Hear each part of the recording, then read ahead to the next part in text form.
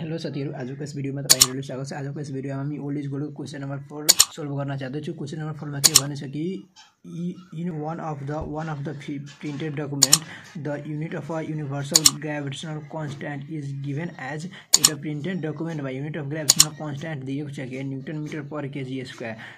यसले चेक गर्नु छ from dimensional analysis. Dimensionally analysis गर्नु छ हामीले कि यो डाइमेन्सनली करेक्ट छ कि इनकरेक्ट छ, किनकि यहाँ प्रिन्टेड यसमा अलरेडी प्रिन्ट गरेर दिएको छ कि newton metre per KG square. यसको दिएको राइट छ या रङ छ, त्यसले हामी चेक गर्नको लागि डाइमेन्सनली सम्बन्ध पहिला here given unit of universal gravitational constant. Unit of universal gravitational constant हाम्रो गिभन के छ कि newton metre per KG square. ठीक छ, यो newton metre per KG square हाम्रो डाइमेन्सन फर्मुला यसमा गिभन छ। त्यसपछि हामीले के लेख्नुपर्छ कि वी हेभ दैट, हामीसँग के छ newton law of gravitation. Newton law of gravitation हामीले थाहा छ F equal to g/d square. ठीक छ, अनि अब यसमा हामीले यसमा निस्काउनु छ कि यसलाई एनालाइसिस के गर्नु छ हामीलाई। यसमा यो ग्रेभिटेशनल कन्स्ट्यान्ट हाम्रो यो हो, यसको हामीले निस्काएर चेक गर्नु छ कि यति आइरहेको छ कि छैन। यसको डाइमेन्सन निस्काएर अनि यसको डाइमेन्सन निस्काएर हामीले चेक गर्नु छ यति आइरहेको छ कि छैन। यसलाई निस्काउनको लागि यसलाई सिंगल छाड्नुपर्छ, यो दुवैलाई सबैले यता लाग्नुपर्छ त। ठीक छ, यो डिभाइडमा छ भने यो डिभाइडमा छ भने यो f इन्टु यो डिभाइडमा छ भने यता आएर मल्टिप्लाई हुन्छ त f/d स्क्वायर g/m1/m2 भयो।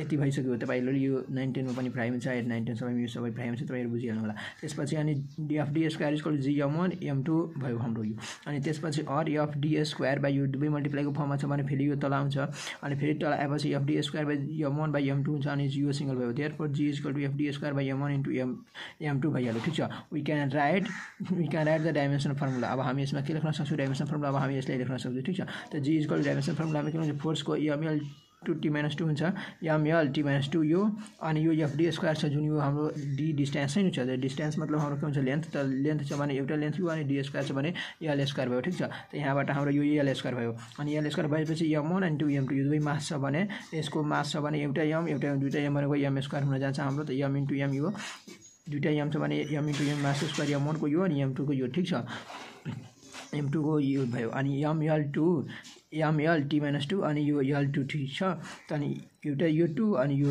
1, यसको 1 अनि यो 2 यो भयो हाम्रो यहाँ 3, अनि त्यसपछि यो -2 को -2 छ यहाँ, यो ml -2 अनि यो l को यहाँ छ, अनि t यो t-2 हुन्छ। ठीक छ, यो 3 हुँदैन किनकि यो t-2 यहाँ अलरेडी छ भने यहाँ तल पनि छैन यहाँ पनि छैन, t भने यो त बढ्छ कसरी। त्यसकारण यो ml3 यो 2 1 3 भयो, यो 3 यसमा लेख्नु पर्छ तर यसमा आइहालेछ मिस्टेकली, अनि t-2 यो t-2 भयो, अनि m स्क्वायर यो छ। ठीक छ, यो तलबाट माथि जान्छ भने यो माइनस हुन्छ किनकि इन्डिसेसको बेस सेम छ, इन्डिसेसको रुल अनुसार बेस सेम छ भने तलबाट माथि जान्छ भने डिभाइडमा छ भने माइनस हुन्छ। त्यसकारण यो तलबाट माथि जान्छ +1 -2 भनेको -1 हुन्छ। त्यसपछि यो हाम्रो के हुन गयो कि g equal to m-1 l3 at t-2 g l3 at t-2 भयो। ठीक छ, अनि त्यसपछि from given question unit of g हाम्रो यति दिएको थियो। ठीक छ, by writing dimension formula unit of g हाम्रो यति दिएको थियो, अनि अब यसले हामीले चेक गर्नुपर्छ डाइमेन्सनली रङ छ कि राइट छ। त युनिट अफ डाइमेन्सनको हाम्रो यति दिएको छ, अनि यसको डाइमेन्सन फर्मुला हामीले लेख्दाखेरि के भइरहेछ m-1 l2 t-2। ठीक छ, m-1 l2 t-2 यो भइरहेछ यसको डाइमेन्सन फर्मुला, किनकि यो न्युटनको ml t-2 हुन्छ। यो हाम्रो अब यति भयो। ठीक छ, किनकि यो यसलाई अर्को तरिकाले पनि निस्काउन सकिन्छ, किनकि यसको लागि हामीले डाइमेन्सनमा चेन्ज गर्छौँ भने युनिट यति दिएछ, यसलाई यो युनिटलाई हामी डाइमेन्सनमा चेन्ज गर्दाखेरि हाम्रो यति आयो। अब यो यसरी यति कसरी आयो यसको लागि हामी एउटा एनदर प्रोसेस छ।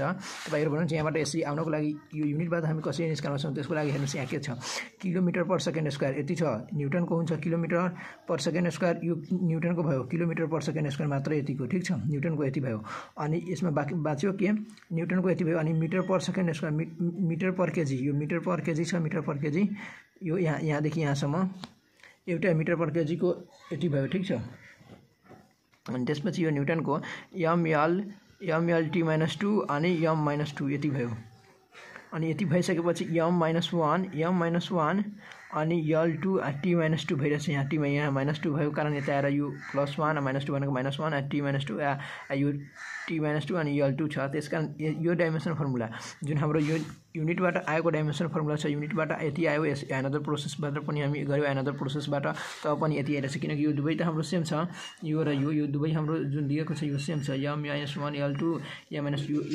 युनिटबाट निस्काउँदा यति आयो, तर हामीले डाइमेन्सनली एनालाइज गरेर यति आएको छ। त्यसकारण hence the unit of universal gravitational constant printed, hence unit so the unit of universal gravitational constant is printed document is wrong. किनकि यो प्रिन्टेड डकुमेन्ट के भयो रङ भयो किनकि हामी युनिटले निस्काउँदाखेरि यो न्युटन छ भने न्युटनको फोर्स हुन्छ फोर्सको युनिट न्युटन छ त फोर्सको डाइमेन्सन फर्मुला एउटा यो भयो अनि यो मास र यो केजी छ त मास र केजीले यहाँ केही गर्नु छैन त यसमा न्युटनको छ न्युटन त यो न्युटनको जुन यो छ न्युटनको KG metre per second square यहाँ दिएको छ केजी यो केजी छ मिटर पर सेकेन्ड स्क्वायर यहाँ छ मिटर पर सेकेन्ड स्क्वायर मिटरको मास सेकेन्ड स्क्वायरको पर सेकेन्ड स्क्वायर t-2 यति भयो अनि यो मिटरको यल यहाँ छ मिटरको यल केजीको यम मिटरको यल अनि यो t-2 यति भयो KG metre per second square अनि मासको यहाँ दिएछ मासको त यो मासको यम अनि यो केजी छ केजी त्यसको पनि यम यो मिटर छ फेरि मास छैन के यो मिटर छ